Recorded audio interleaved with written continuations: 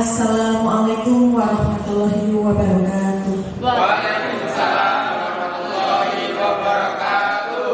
Yang terhormat Ibu Kepala SMK Negeri 1 Gresik, Ibu Indah Triastuti SPD.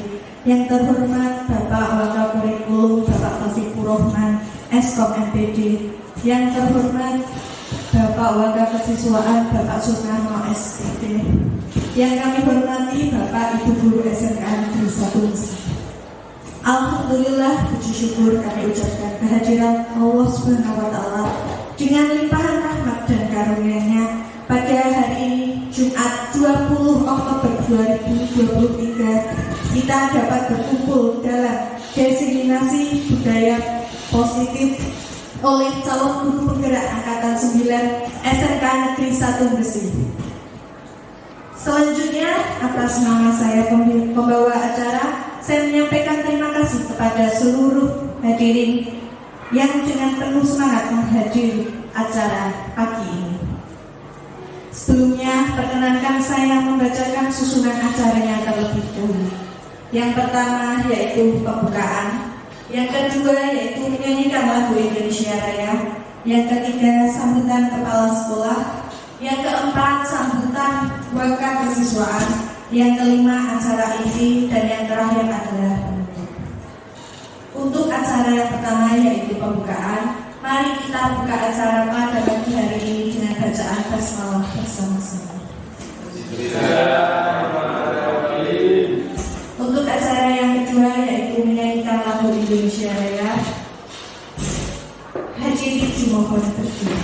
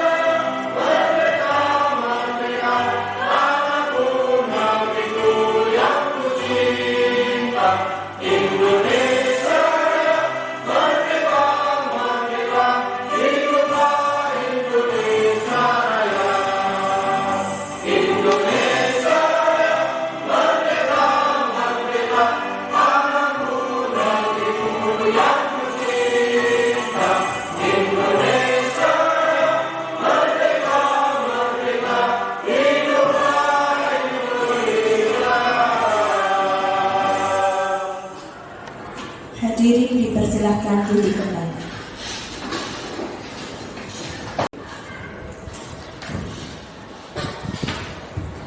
Baik, bismillahirrahmanirrahim. Assalamualaikum warahmatullahi wabarakatuh. Waalaikumsalam warahmatullahi wabarakatuh.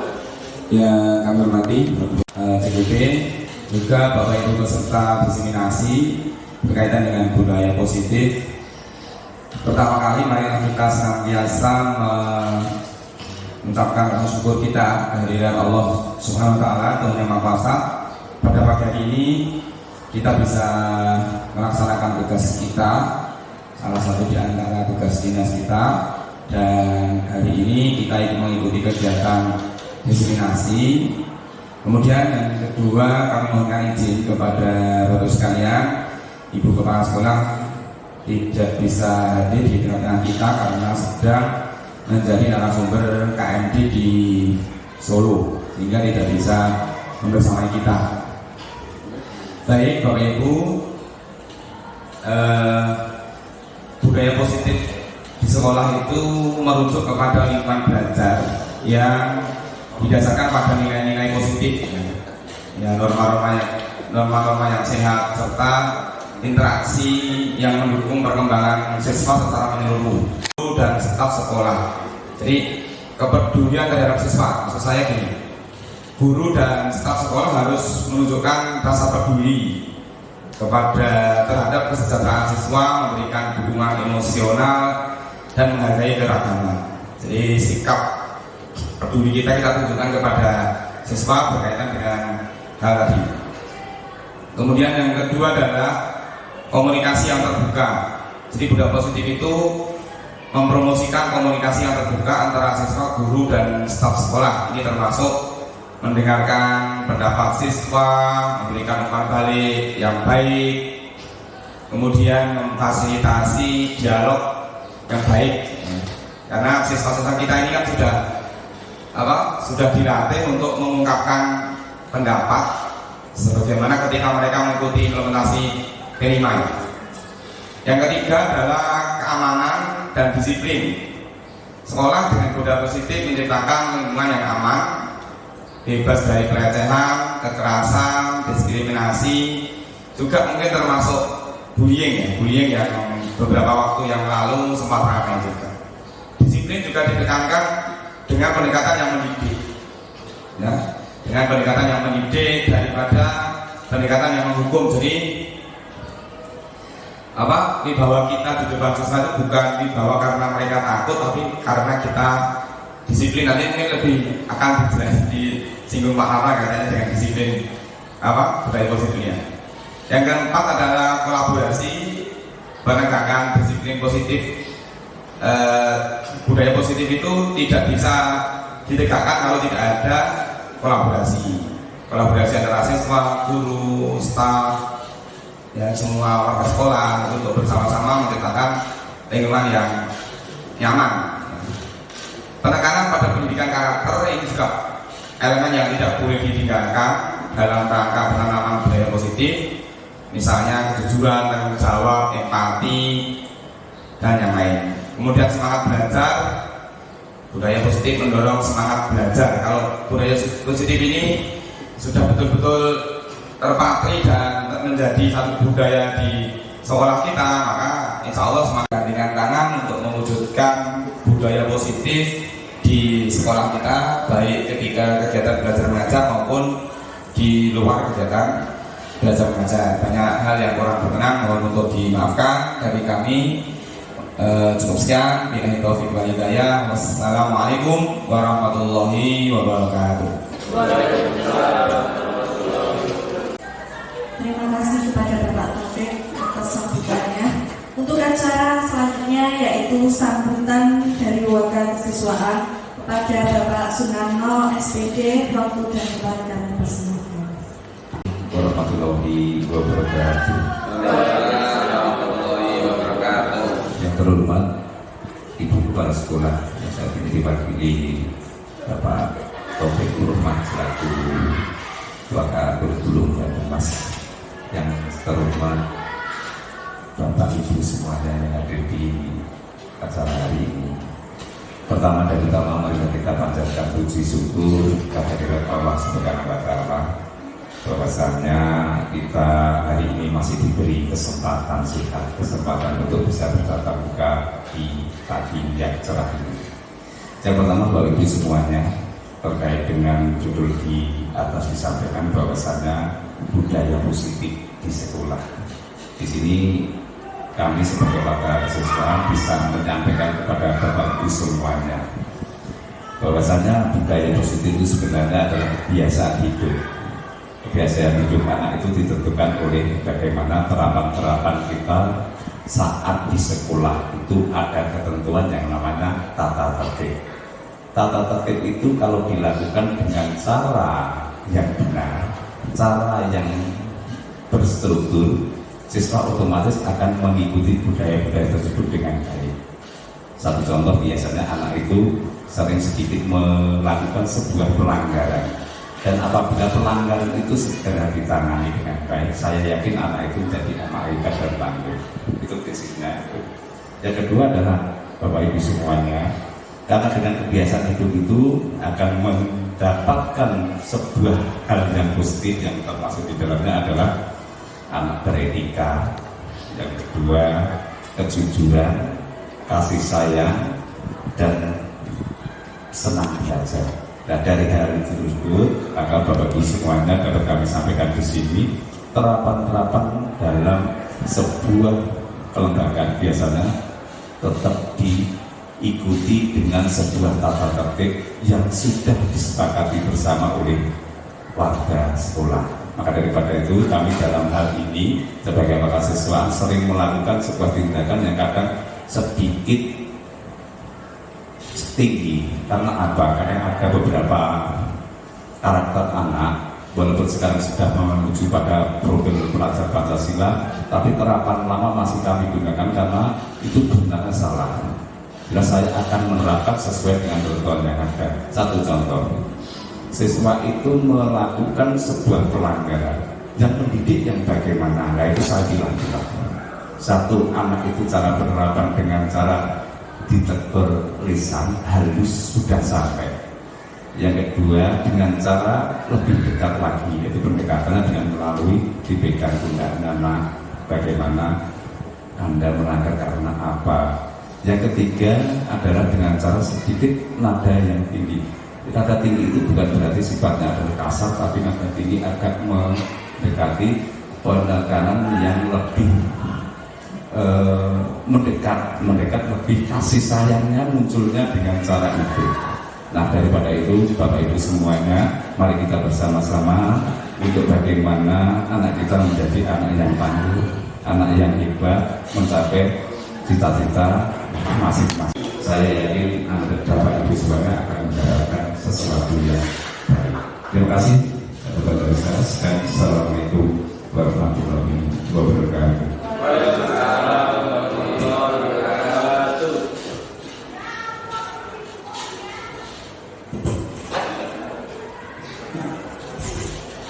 Terima kasih kepada Bapak Sunarno atas sambutannya. Untuk acara selanjutnya yaitu acara MP Diseminasi Budaya Positif oleh calon guru penggerak angkatan 9 SMK Negeri 1 Besi Kabupaten Sragen Provinsi Jawa Tengah.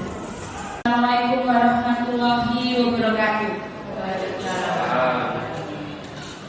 Salam sejahtera untuk kita semua. Pertama-tama marilah kita mengucapkan puji syukur kehadirat Tuhan Yang Maha Kuasa karena pada hari ini kita diberikan kesempatan dalam keadaan sehat berkumpul dalam ruangan ini.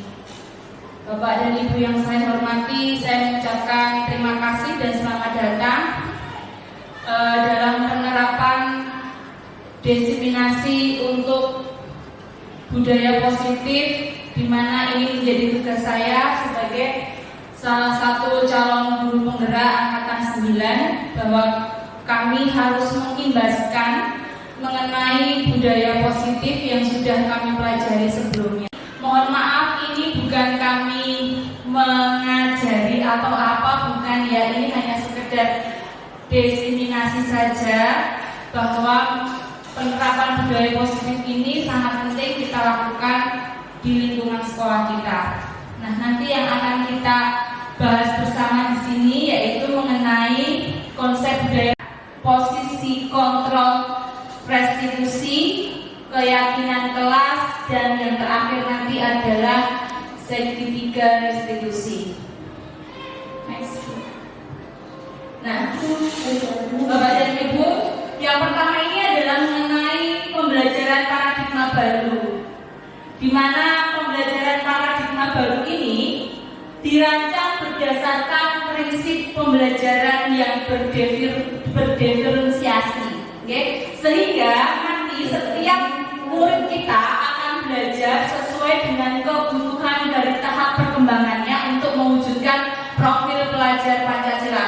Bapak dan Ibu tentu sudah tahu profil pelajar Pancasila itu ada berapa dimensi? Ada 6. Apa saja Bapak dan Ibu? Beriman, kemudian beriman dan bertakwa, kemudian bergotong royong, kreatif,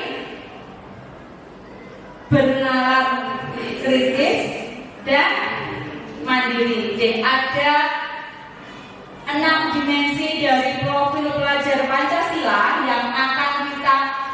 jadikan dasar untuk merubah paradigma baru kita dalam pembelajaran.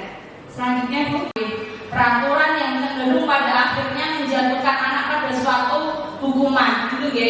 Jadi makna kata disiplin dimaknai menjadi sesuatu yang dilakukan seseorang pada orang lain untuk mendapatkan kepatuhan. Kita cenderung menghubungkan kata disiplin dengan ketidaknyamanan.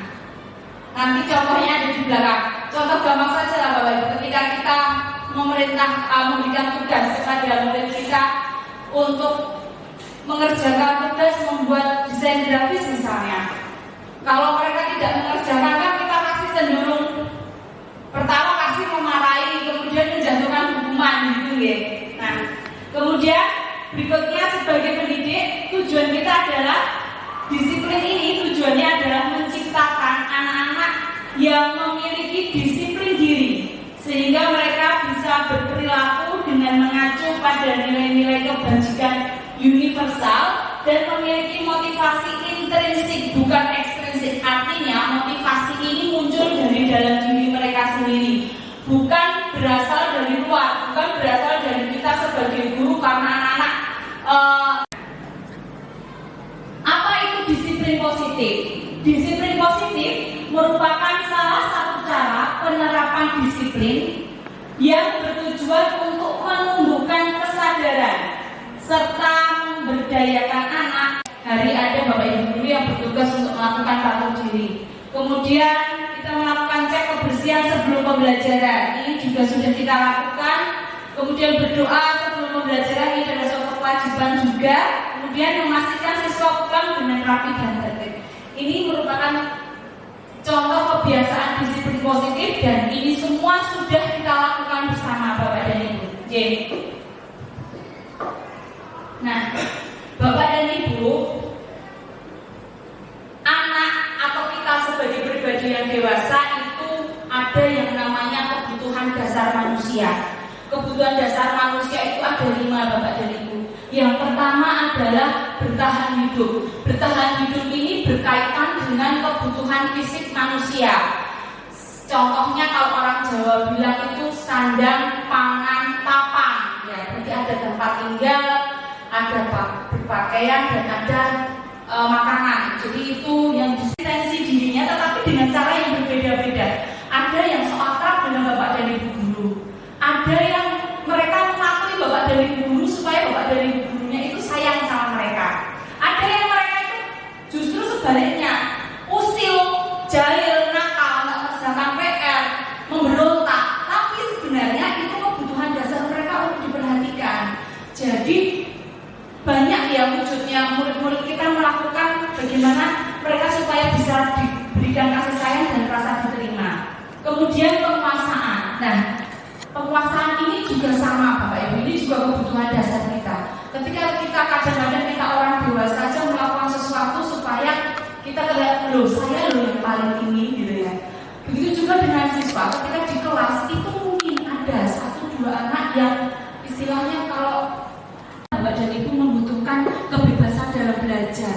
Bukan kita yang menentukan pola belajar mereka, tetapi kita bisa menyeimbangi kebutuhan belajar mereka. Jadi mereka tidak bisa yang kita katakan, kamu besok mengerjakan tugasnya ini. Kan biasanya Bapak dan Ibu guru seperti itu ya. Ternyata itu belum tentu bisa diterima oleh murid.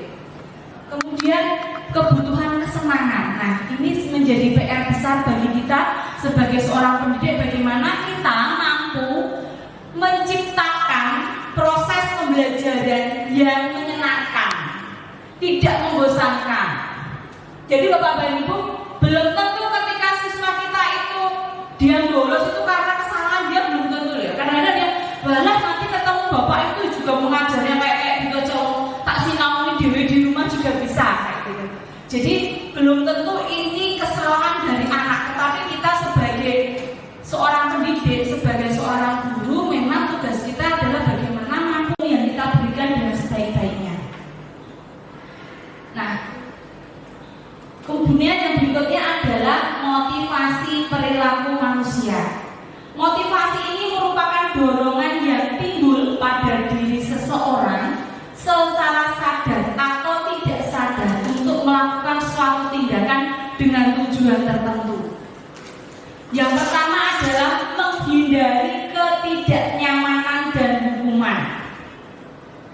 Nah, ini murid dia melakukan disiplin diri karena dia takut dihukum. Karena nanti ketika saya dapat mengerjakan tugas ini dengan bagus, nanti saya dapat hadiah dari Bujung. Dapat hadiahnya apa? Nanti saya dapat hadiah uang jajan 10.000. Itu karena dia punya motivasi. Tetapi ketika nanti Bujung ini nggak memberikan hadiah lagi, ya sudah, dia tidak akan mengerjakan. Jadi itu motivasi ekstrinsik ya, karena dia melakukan sesuatu kebaikan karena dia punya keinginan bahwa dia akan mendapatkan imbalan nanti. Nah, kemudian menghargai nilai-nilai kebajikan diri sendiri. Murid melakukan disiplin diri karena sadar akan nilai-nilai kebajikan dirinya. Ini merupakan motivasi intrinsik. Jadi dia memang ketika pembelajaran mendengarkan, kemudian mengerjakan setiap tugas dari Bapak Ibu guru tepat waktu, karena memang kesadaran yang muncul dari dalam dirinya sendiri bahwa ketika saya akan mengerjakan itu juga akan bermanfaat bagi diri saya. Jadi bukan karena nanti takut dihukum, bukan karena nanti saya mengerjakan akan dapat hadiah, bukan. Jadi memang itu motivasi yang betul-betul muncul dari dalam diri mereka sendiri. Nah, berikut ini ada konsep disiplin dengan identitas gagal. Ternyata disiplin itu ada identitas gagal, ada identitas sukses, dan ada restitusi. Ini yang disebut dengan konsep disiplin dengan identitas gagal. Yang pertama adalah hukuman.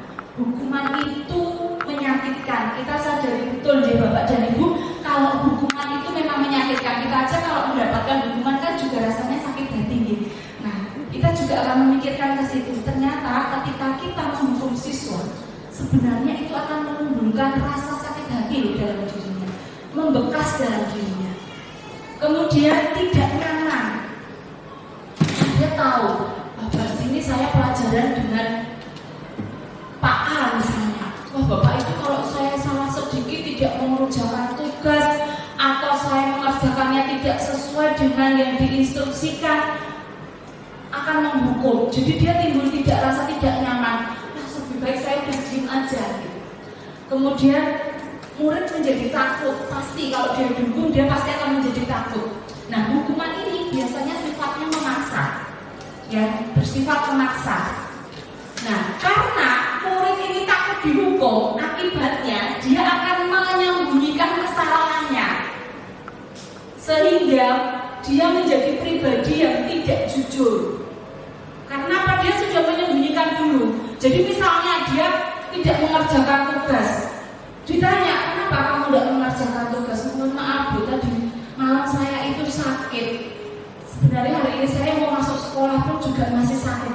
Nah, dia jadi pribadi yang tidak jujur. Kenapa? Kalau kita Bapak Ibu guru sudah dibilang siswanya atau murid kita ini bilang lebih, itu termatikan. Kemudian menghukum dengan sistem ranking. Bapak Ibu seperti kita ketahui bersama bahwa di kurikulum Merdeka ini tidak ada istilah ranking di dalam rapor. Tujuannya seperti itu. Kenapa? Karena ini dengan ranking ini akan membuat anak merasa minder, tidak nyaman. Kalau anak yang mohon maaf notabene dia tidak memiliki kompetensi yang baik, tidak memiliki kompetensi yang bagus, dia akan merasa rendah diri, rankingku dari dia. Akhirnya dia merasa terbuli. Ya, dia merasa terbuli. Kemudian merampas hak menghargai dirinya. Itu untuk konsep disiplin dengan identitas gagal pada penghargaan. Next Bu. Nah, berikutnya Bapak dan Ibu, ini konsep disiplin dengan identitas sukses. Yang pertama adalah konsekuensi. Konsekuensi ini pengakuannya jangka pendek. Ya, kemudian perlu monitoring berkelanjutan.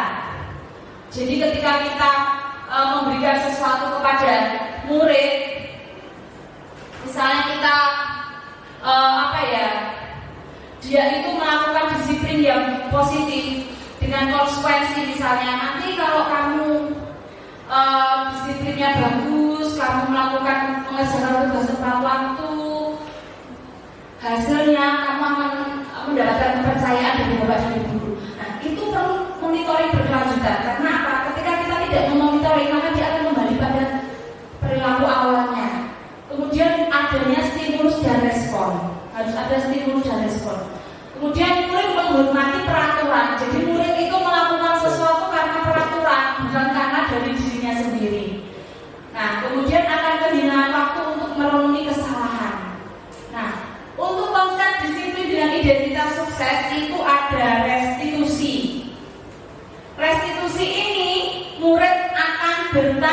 jawab pada dirinya sendiri.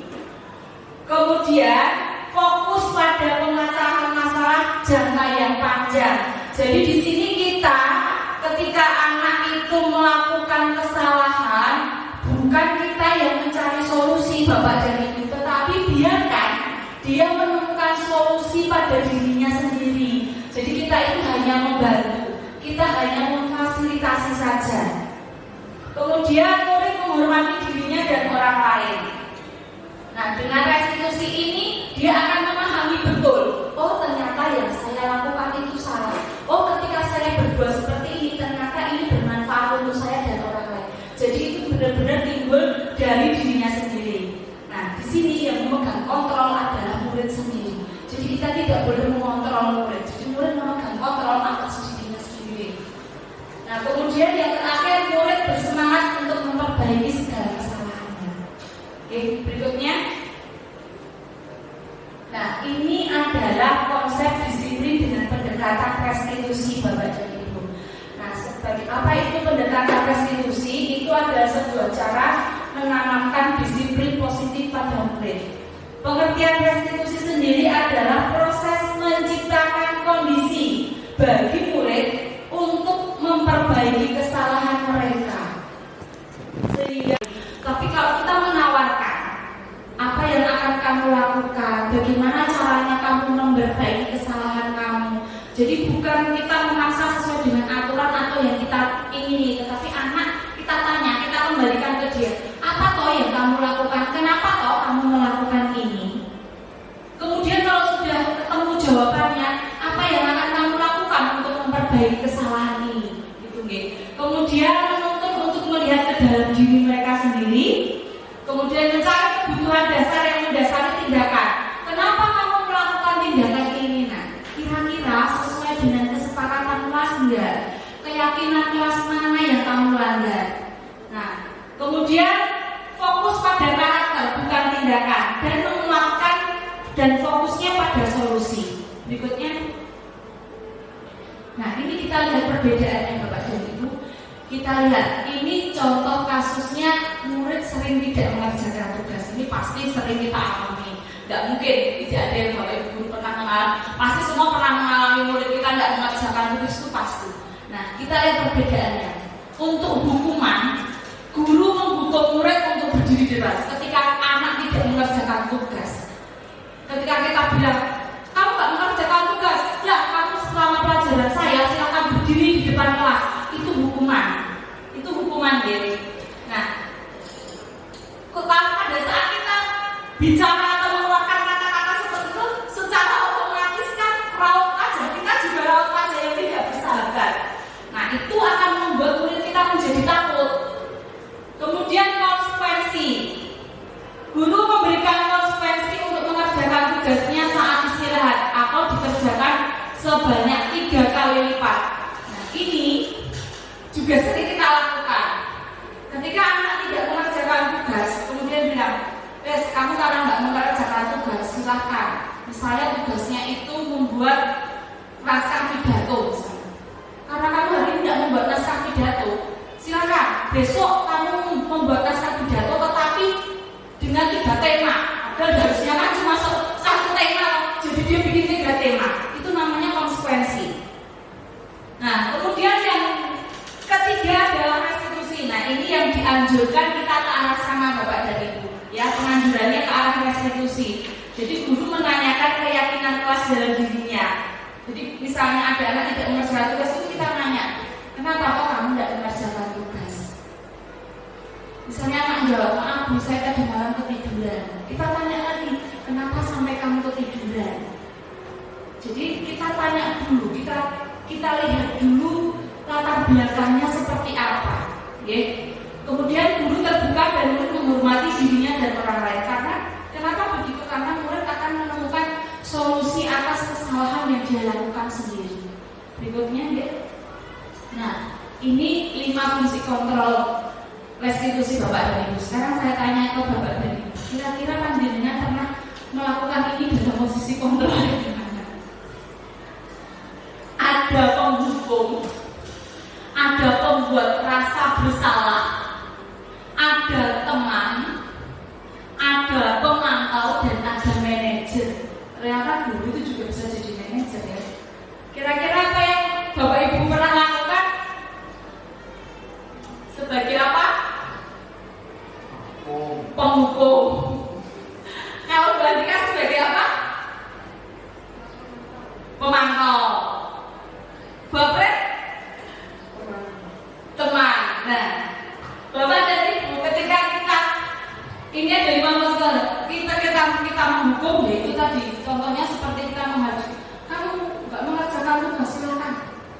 itu menghukum.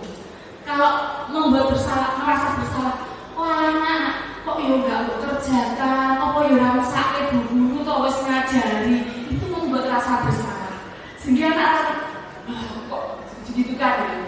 Aus, tapi dia nangis di hatinya loh ya, membuat dia merasa jadi orang yang bersalah loh ya itu. Ketika kita mbok yo sakit, mbok yo sing manut, itu ternyata membuat rasa bersalah pada murid. Kemudian menjadi tenang. Ketika murid melakukan kesalahan, misalnya dia upacara nggak bawa atribut lengkap, nggak pakai topi, terus kita akrab sama murid, kita nih akrab, kok yo nggak pakai topi kawan, udah saya lupa, yo nggak pokok, besok lagi jangan gila lagi ya, itu jadi tenang. Nah, kalau kita terlalu dekat dengan murid dan menjadi teman, yang terjadi kadang murid bilang rasa hormat kepada guru. Kemudian ada pemantau. Jadi guru ini mengamati ketika murid berbuat kesalahan, dia mengamati. Kamu kok yang mengambil kesalahan? Kok yang besok lagi jangan diulangi. Ya Pak. Dan kemudian dia mengingatkan, kan di peraturan sudah ada. Itu pemantau. Dan yang betul adalah kita berubah ke arah menjadi seorang manajer. Jadi manajer ini tidak menghukum, tidak menyalahkan, tidak menimbulkan rasa bersalah yang berlebihan, tetapi kita membantu murid kita untuk menemukan solusi atas permasalahan yang dia lakukan. Berikutnya, nah ini contohnya ya, murid tidak menggunakan atribut lengkap saat upacara. Ketika kita berdiri sebagai penghukum, yang terjadi pasti ada keluar kata-kata patuhi aturan sekolah, sana berdiri baris sendiri, itu penghukum ya. Kemudian membuat rasa bersalah. Berapa kali toh bu guru harus memberitahu kamu, bu guru itu lo kecewa sama kamu, selalu mengulang-ulang kesalahan yang sama, itu ternyata membuat merasa bersalah. Kalau tenang, ayolah yang tertib, buat bu guru bangga, kamu tidak apa-apa, kali ini kamu salah. Jadi seakan-akan kita akrab nih ngomong sama teman kita. Kemudian memantau, kamu sudah melanggar peraturan dan apa konsekuensinya? Konsekuensinya selalu dikaitkan dengan peraturan sekolah. Bahwa kalau upacara harus begini. Jadi satok. Nah, kalau manajer itu kata-katanya, apakah kamu tahu kesalahanmu? Kira-kira bagaimana kamu akan memperbaiki kesalahan? Jadi biarkan anak menemukan jawaban atas kesalahan yang dia lakukan sendiri. Berikutnya, nah, seorang penghukum bisa menggunakan hukuman fisik maupun verbal. Orang-orang yang menjalankan posisi penghukum senantiasa mengatakan bahwa sekolah memerlukan sistem atau alat yang dapat lebih menekan murid lebih dalam lagi. Guru-guru yang menerapkan posisi penghukum akan berkata, patuhi aturan saya, awas, biasanya kayak gitu ya. Jangan dilanggar lagi, kalau kamu dilanggar lagi, kamu tak suruh keluar, nah itu pembelajaran saya, itu menghukum.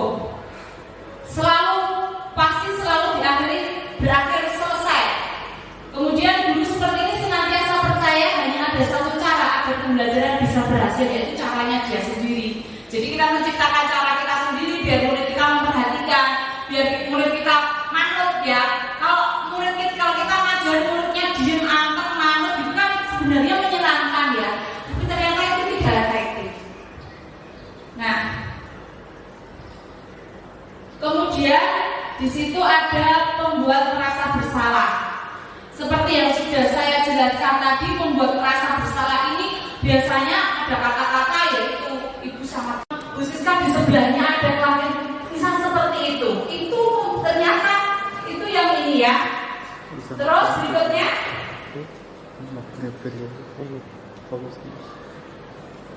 Nah, hal negatif dari posisi teman adalah bila suatu saat guru tersebut tidak membantu, maka murid akan kecewa dan saya berkata, saya pikir bapak ibu teman saya. Biarkan saya toh, ada kita ketemu murid, waduh, dembel-dembel, ngaku-ngaku kayak gitu ya. Karena dia merasa bahwa kita ini temannya mereka. Ketika kita tidak mengikuti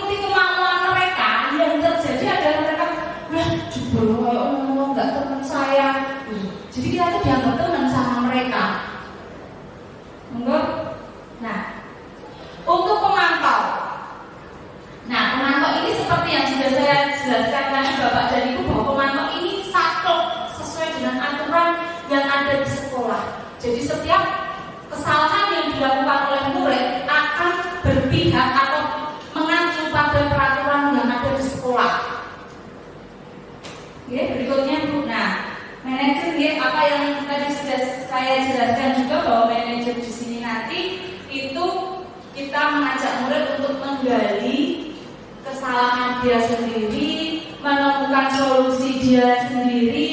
Kita hanya cukup memancing sehingga nanti anak-anak itu akan membekas dalam hatinya. Oh, kalau saya berbuat seperti ini akan seperti ini. Jadi akan membekas sekarang dia menemukan solusi atas permasalahan dia sendiri.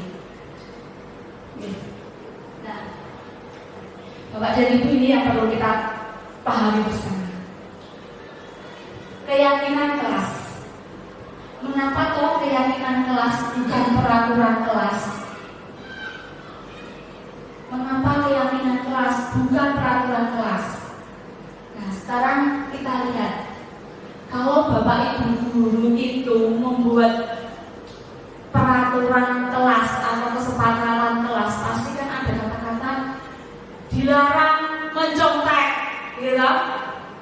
Terus dilarang membolos, dilarang membuang sampah sembarangan, gitu ya. Nah, sekarang kita lihat bersama. Saya ada pertanyaan teman-teman, betul ya? Itu adalah keselamatan dan kesehatan. Nah, keselamatan dan kesehatan itulah Bapak dan Ibu yang disebut dengan keyakinan.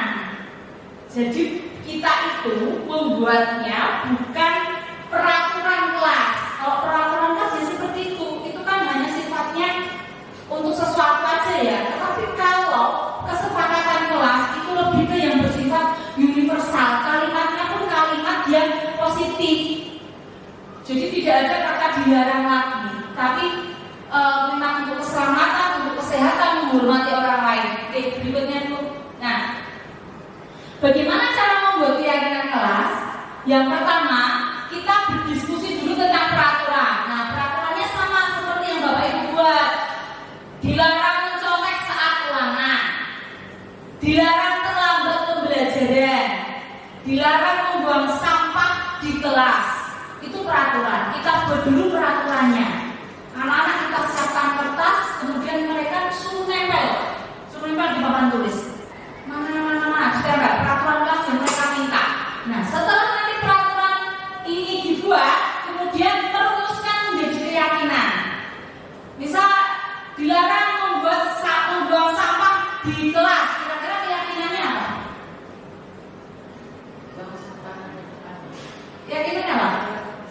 Ya, jaga kebersihan. Ya, jadi tidak ada kata-kata lagi dilarang membuat sampah di kelas, itu enggak, tapi jagalah kebersihan kelas.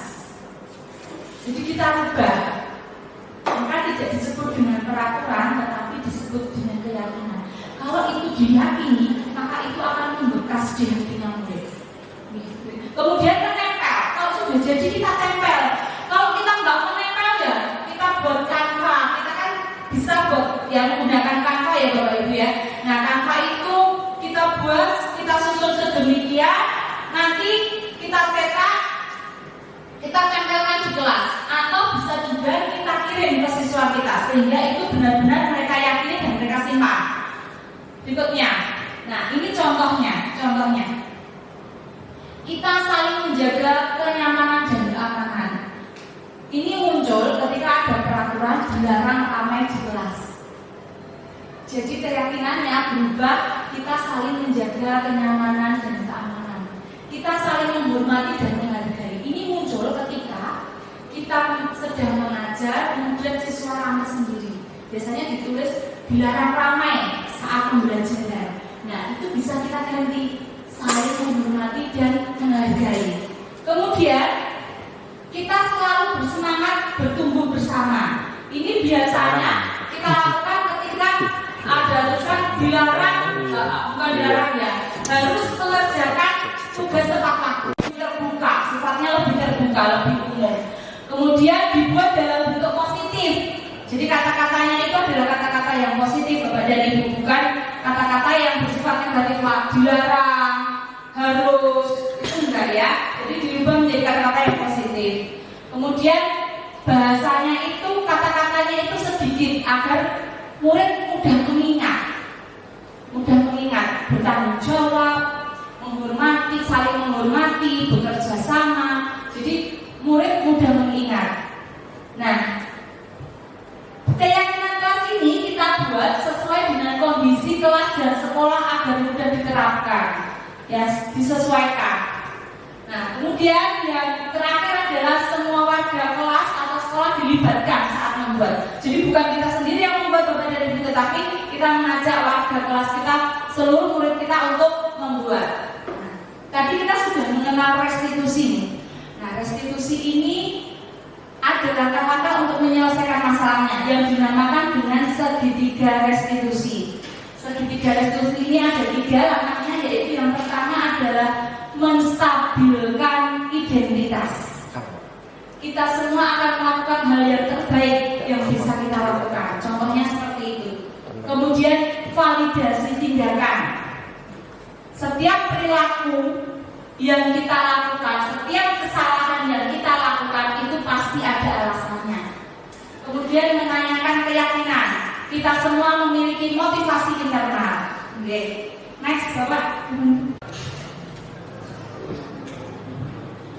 Bapak Ibu, berikut ini saya akan menampilkan contoh salah satu penyelesaian masalah dengan segitiga restitusi yang sudah saya lakukan untuk menyelesaikan permasalahan murid saya yang tidak mengikuti pembelajaran dikarenakan dia tidak mengerjakan tugas.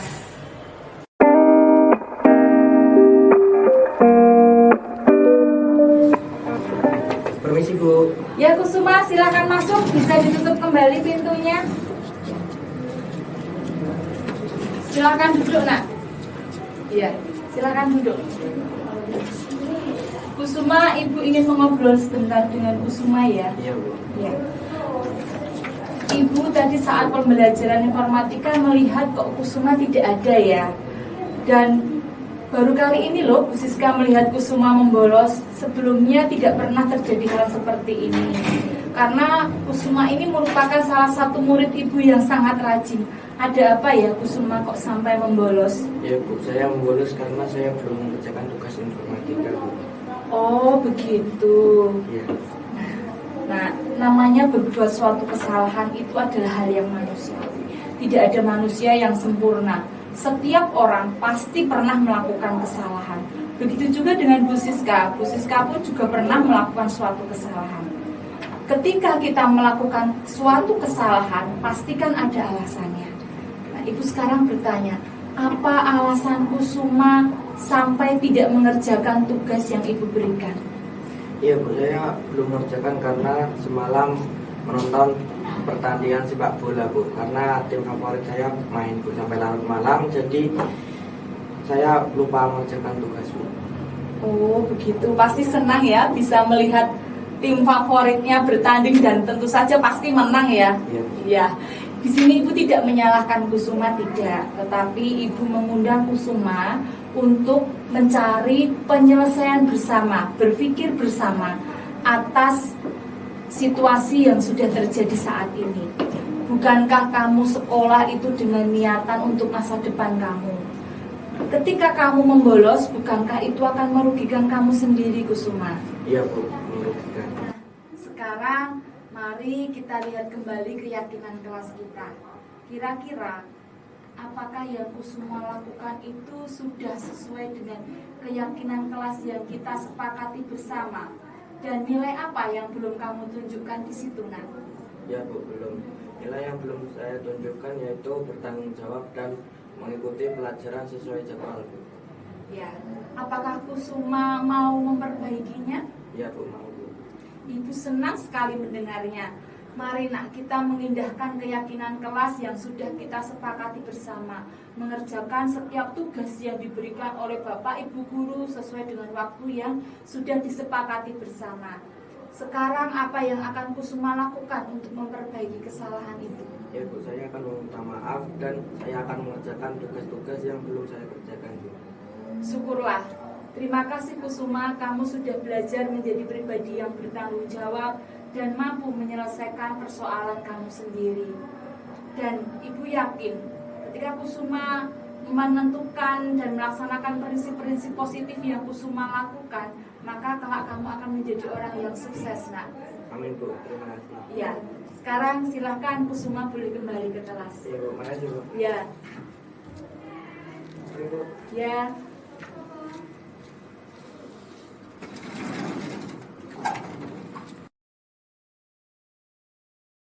Dan Ibu, contoh segitiga restitusi untuk menyelesaikan suatu permasalahan.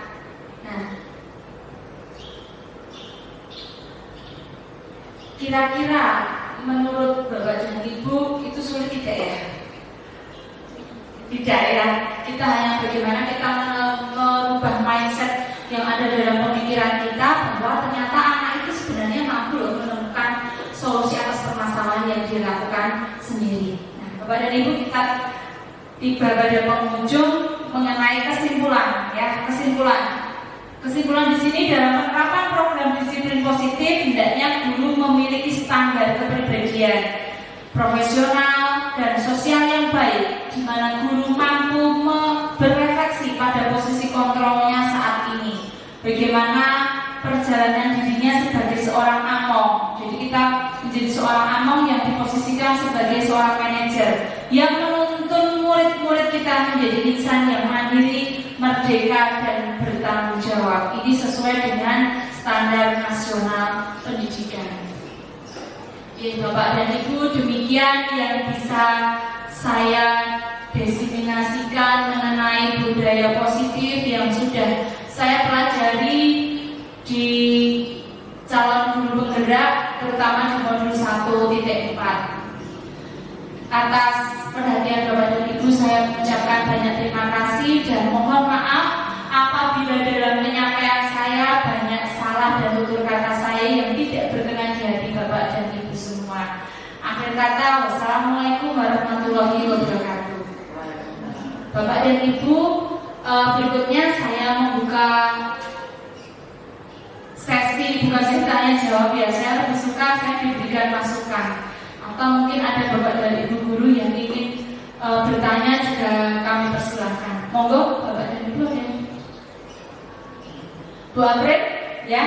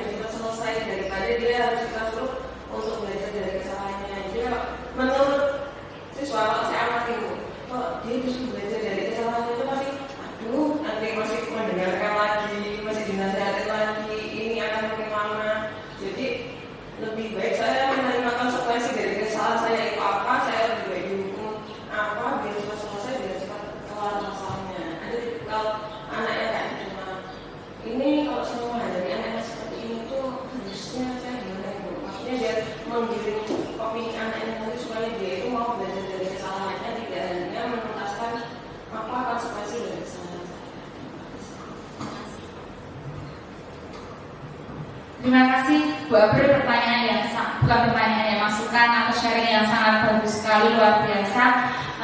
Bagaimana pertanyaan penguatan Bu April tadi, bagaimana caranya kita menghadapi murid yang mereka lebih senang diberikan konsekuensi daripada diberikan restitusi gitu ya. Nah, yang perlu kita pegang dulu, yang perlu kita yakini dulu bahwa kita ini mindsetnya harus berubah ke arah bahwa kita ini harus mampu menjadi seorang guru among atau manajerial, di mana tugas kita adalah menuntun, membimbing murid kita untuk mencapai kebahagiaan dia setinggi-tingginya.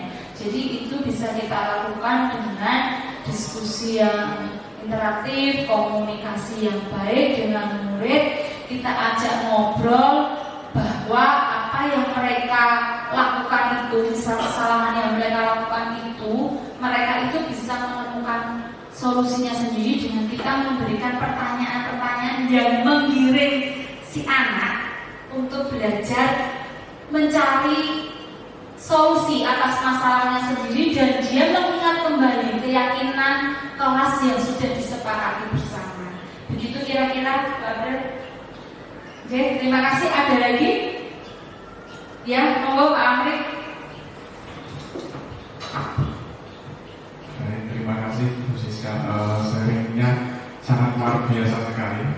Apalagi untuk saya yang baru pertama kali mendengar apa itu budaya positif yang bisa diterapkan untuk murid kita. Yang mau saya tanyakan di sini Bu Siska, tadi ada beberapa disiplin positif ya untuk mendisiplinkan murid kita. Tentu dari beberapa tadi ada disiplin negatif, ada disiplin positif.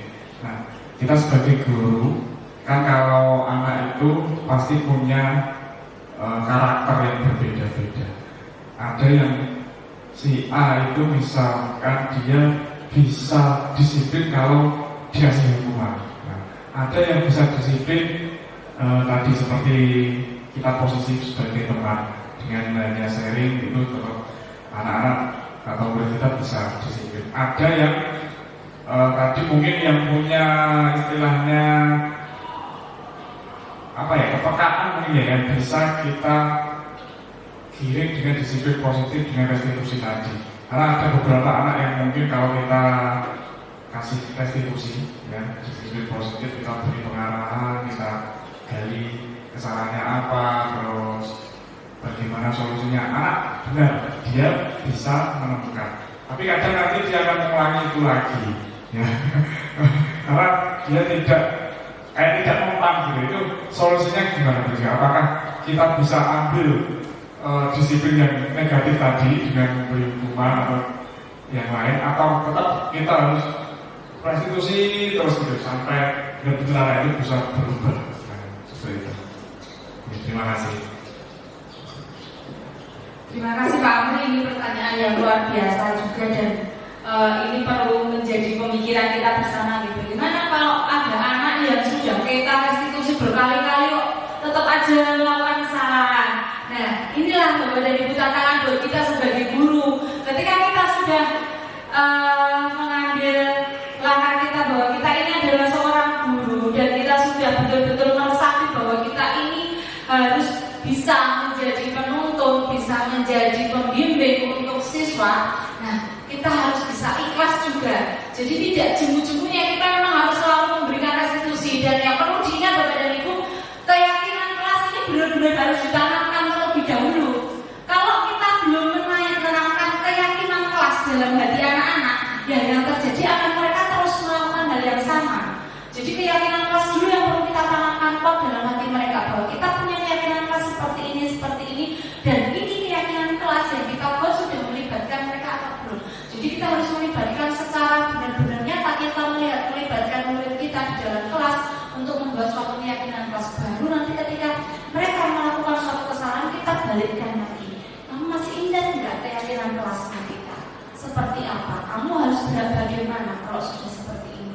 Jadi kalau kita ajak mereka berkomunikasi dengan restitusi, mereka itu akan lebih mengenal. Kita lakukan uji coba, kita lakukan pendekatan bahwa ternyata kalau dibandingkan dengan menghukum, memantau, itu jauh lebih efektif dengan menggunakan restitusi. Demikian Pak Amri yang bisa saya sampaikan. Mungkin ada lagi? Sudah? Ya. Terima kasih Bapak dan Ibu untuk pertanyaan-pertanyaan yang luar biasa, untuk waktu yang diberikan kepada saya. Sekali lagi Bapak dan Ibu, ini bukan suatu bukan berarti saya menggurui atau apa, tidak. Ini hanya sekadar sharing dan diseminasi untuk praktek positif yang sudah saya lakukan selama saya mengikuti program guru penggerak. Demikian Bapak Ibu yang bisa saya sampaikan. Sekali lagi saya mengucapkan terima kasih atas perhatian Bapak dan Ibu semua. Dan saya juga sekali lagi mohon maaf untuk kesalahan kata yang saya ucapkan. Akhir kata, wassalamualaikum warahmatullahi wabarakatuh.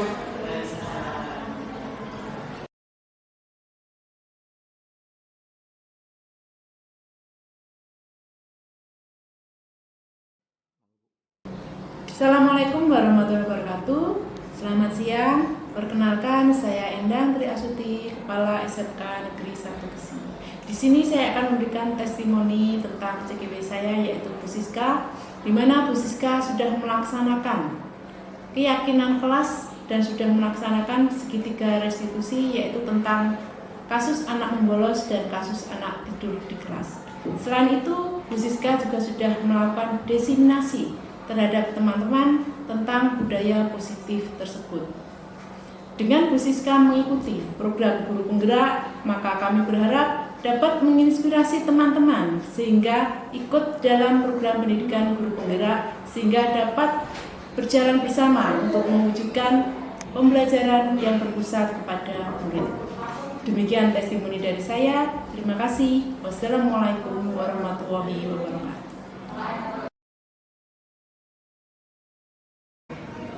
Assalamualaikum warahmatullahi wabarakatuh. Selamat siang.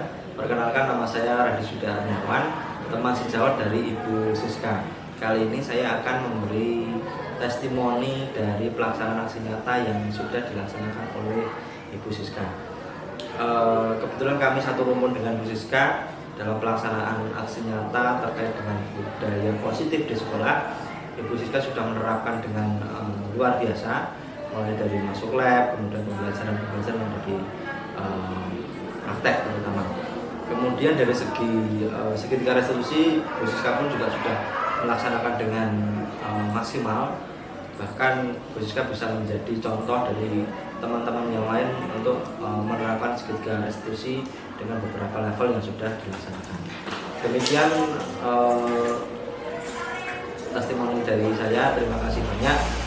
Semoga sangat membantu. Tetap semangat Ibu Siska untuk mengikuti program guru penggerak. Terima kasih. Wassalamualaikum warahmatullahi wabarakatuh.